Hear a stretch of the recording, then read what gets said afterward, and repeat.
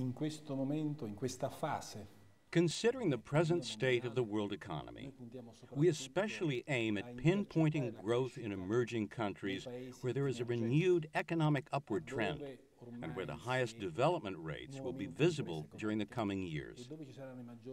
Naturally, we're talking about Southeast Asia, from Vietnam, the Philippines, Indonesia, certainly India. I would say the entire Indian continent as such, to China.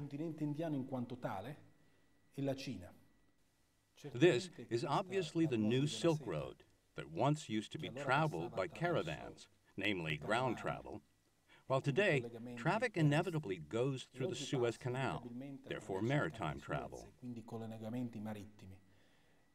Clearly, the role of Mediterranean docks is a predominant one today, as it was in the past. These include the basin of the upper Adriatic Sea around Venice and Trieste, the upper Tyrrhenian Sea around Genoa and La Spezia as the principal hubs linking the areas of the world that promise to be of greatest growth. Therefore, along the Persian Gulf, India, the great seas of the Pacific, and of the Indian Ocean, and wherever the rate of growth will return the world to what it was 5 centuries ago. That is, before the discovery of America, because the world back then extended from Europe to Southeast Asia.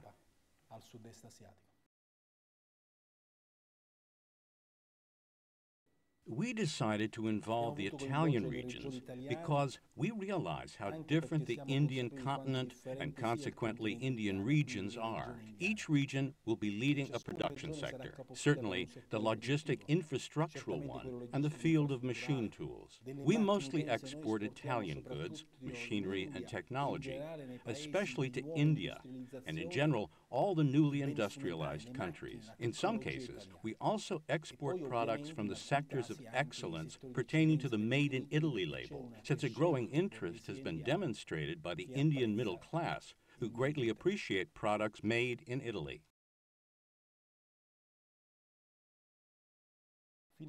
Up until 20 years ago, Italy mostly exported consumer goods, finished goods, clothing, furniture, and jewelry. Today, there is a growing demand for the machinery that produces these products, the machinery that makes furniture, the machinery that manufactures jewelry, the machinery that creates textile products and clothing.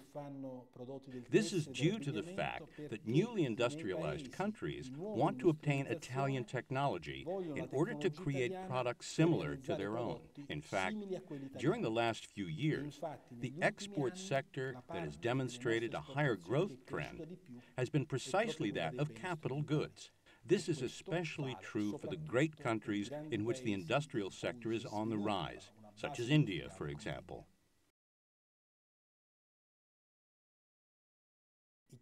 Italy and India are ideal natural partners, since Italy may prove to be a strategic and infrastructural platform for India in Europe, and India may prove to be a strategic and infrastructural platform for Italy in the Indian Ocean, in the Pacific, and in Asia.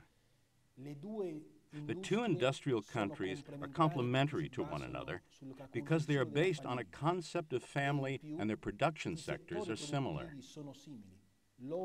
They need Italian machinery for the development of sectors which reflect Italian excellence: clothing, textiles, footwear, and jewelry.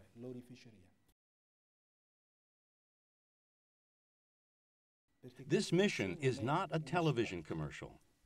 It will not come to a halt the day when the campaign is over.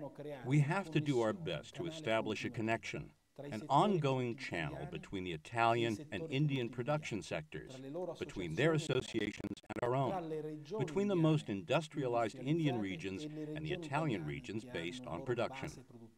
Relations will then continue for days, months, and years between business associations and between regions, leading to the development of a more significant partnership.